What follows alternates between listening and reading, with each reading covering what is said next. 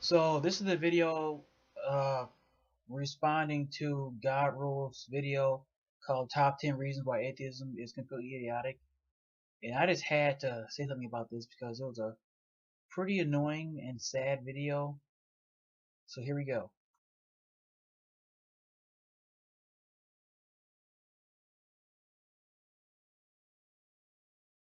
Apparently, atheists claim that atheism is science. No, actually, atheism is literally the lack of belief in deities, such as God or gods. Many atheists come to atheism because of science, if that's what you're trying to say.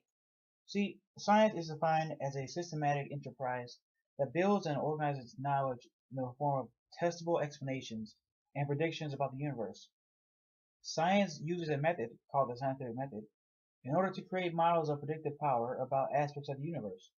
Essentially, you start with an observation and or a question. From there, you form a hypothesis that can actually be tested and be able to be proven falsifiable. Will be able to be proven false. Then you test the hypothesis. If the hypothesis is confirmed by your experimentation, your hypothesis becomes a theory. A theory is a hypothesis that is being repeatedly confirmed. However, it can never be proven true. King Crocoduck likes to define truth as 100% certainty. So it is impossible to know anything with 100% certainty. Well, almost everything cannot be known with 100% certainty. I became an atheist because I examined the existence of deities in a scientific way. My belief, essentially, was that a God created the universe through the Big Bang. It created life through abiogenesis and guided life through evolution. I believe it answered my prayers as well, for I prayed a couple times in my life. Well, not a couple times, but countless times in my life, and at least 2 or 3 times they've actually come true. Actually, the next day, actually. So, approaching my beliefs scientifically, I realized that there was no verifiable evidence for my beliefs. If I prayed countless times and only 2 or 3 came true, how can I distinguish that probability from just chance alone? For the Big Bang Theory, there is no way to know the actual cause. Theists will say it's because everything has a cause, but they're using the law of causality to justify a belief in what happened before space-time actually existed. That's not scientific. You can't use the laws of our universe and apply them to before the universe existed. Time didn't exist, therefore it is possible to have an event without a cause, because cause comes before the effect. And if you claim the universe is the effect, but time does not exist, then how can you have a cause? Abiogenesis doesn't violate any known laws of the universe. Creationists love to claim that it violates the laws of thermodynamics, yet show that they have no idea what they're talking about. If anyone claims that entropy means chaos or disorder, then they have no idea what they're talking about. Evolution shows no evidence of having an intelligent designer behind it. There's no goal in evolution, and any intelligent designer wouldn't allow so many flaws in the design of life.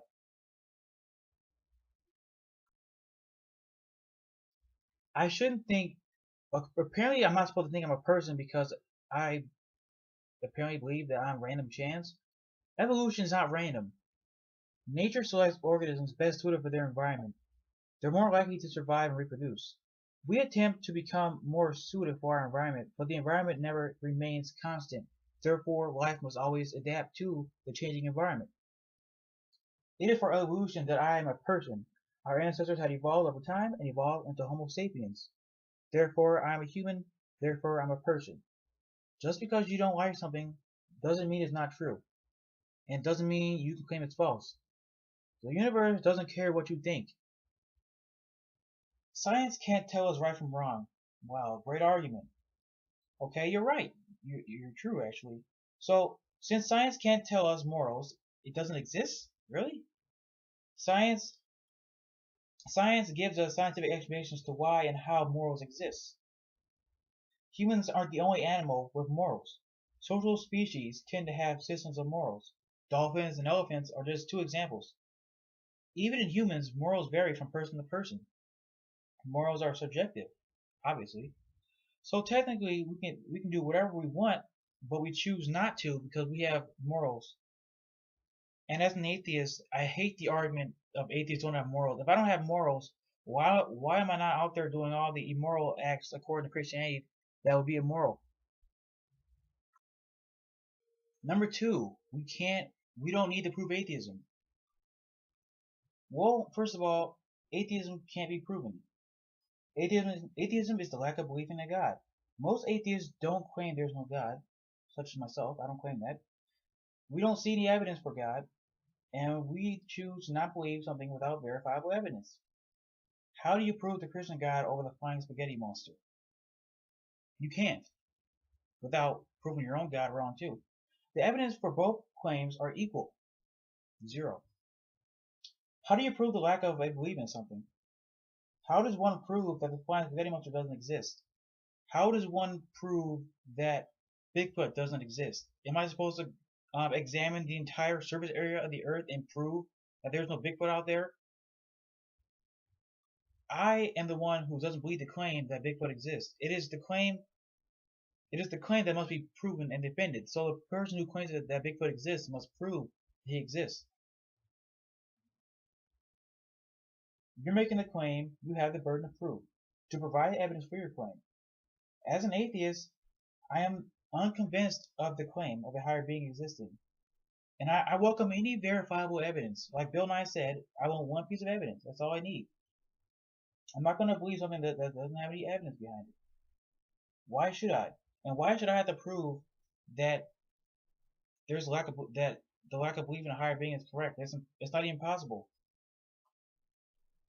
Isn't the burden of proof on the one making the claim? Doesn't the prosecutor have to prove that the defendant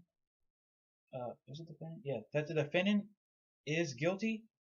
Because the jury has two sides. They have to choose if the person is guilty beyond a reasonable doubt or is not guilty. And being not guilty doesn't mean he didn't do it. It means that the jury is not convinced that he did it or does not have enough evidence to prove beyond a reasonable doubt that he did it. And that is what science is basically all about. Or the claim, basically, yeah, that's how claims work. You have to prove beyond a reasonable doubt or prove some sort of evidence. You need to provide evidence for your claim. I don't have the burden of proof. The prosecutor has the burden of proof. Evolution is a fact. Even creationists accept it without actually knowing they're accepting it. Creationists have generally shifted to accepting microevolution but denying macroevolution. What's funny is that creationists like Ken Ham and Ray Comfort and you actually accept it. Ham claims that instead of representatives from every species being on the ark, that it was actually representatives from each kind, quote unquote kind of animal on the ark. There is no scientific classification of kind, so I have no idea how to truly counter that claim.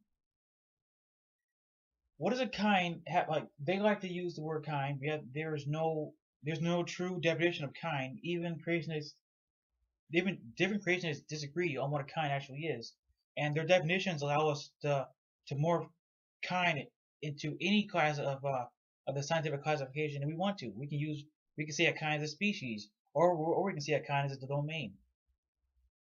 So what does it mean? For Ham, he likes to say that it's most likely a family, the family classification of animals. For example, for dogs is Canidae, I think if I said that right, Canidae, and macroevolution scientifically would be defined as simply as speciation event, which is evolution where a species evolves into another species. That's been well documented in history, including among humans. Scientifically, humans belong to the genus Homo, which is Latin for man. There have been at least a dozen human species, including Neanderthals, Homo neanderthalensis, Homo heidelbergensis, Homo ergaster, and Homo erectus. Macroevolution is already true due to the fact that humans are a genus, not a species. You have to believe that God created every human species separately in order to get around this. this doesn't make sense if you believe Adam and Eve were the first humans. There's your evidence right there. Homo ergaster evolved into Homo erectus and Homo heidelbergensis. Homo heidelbergensis evolved into Homo sapiens and Homo neanderthalensis. There's a great amount of evidence for this, including DNA evidence for Neanderthals. You get hundreds of thumbs down for a reason. I just provided evidence. Your creationist buddy, Ken Ham, claims that there are representatives of every family or order that went on the ark instead of every species. They then changed into all the species and animals that exist today. So animals on the ark had to evolve into all species, genuses that are alive today. That means that two members of the family, Canidae, had to have offspring that eventually evolved into the rest of the branch of Canidae. That would include domestic dogs, foxes, jackals, and coyotes, and other extinct dog-like mammals. Apparently, we confuse science with blind faith and religion. Yet, I just provided evidence that evolution is true. You're ignorant to science, and you proved it. The best evidence points to evolution through common descent. I just provided evidence for humans and canines. And no, you have misconceptions of even microevolution. Even microevolution requires mutations. If you take a basic biology class, you'll learn that we are 50% mom and 50% dad. A small percentage of our DNA is completely new. They are mutations that only you have, you individually. Here's one reason why. During meiosis, which is the formation of germ cells, which is sperm and egg, mutations are bound to occur due to the cell division process. It isn't perfect. If it was, we wouldn't need new vaccines every year, because each generation of bacteria and viruses will be exactly like their parent generation. And no, macroevolution and microevolution both require mutation. No scientific proof of mutation, really. We need new vaccines and treatments because of mutation in the first place. And I would encourage you to watch the video called Humans Are Still Evolving by D News. It basically provides evidence of hundreds of new mutations in the past 5,000 years. I'm going to have to make two videos now because apparently I have too much information to give out for this one video. This is already, I think, over 10 minutes long. But before I leave, I just want to give a little bit of information about science and scientific theories, about how they allow us to make predictions on future data. For evolution, using the evolutionary model, it was predicted that the first animals with limbs and either that or the ability to walk on land should be found and dated to be around 375 million years old, and we found it. Scientists found what they were looking for, and it's called Tiktaalik, which is the genus. For the Big Bang theory, using the Big Bang model, it was predicted that the cosmic background radiation would exist, and it would have a uniform temperature. The universe should be isotropic and homogeneous. The abundance of elements in the universe should coincide with the Big Bang model, where hydrogen is the most abundant, helium is second, and heavier elements should be less common because they're products of stellar nucleosynthesis instead of Big Bang synthesis. And since I have too much information to make one video, I'll have a second video for number 5 through 10, or I might have to put more information there. But thanks for watching my video. Like, comment, and subscribe.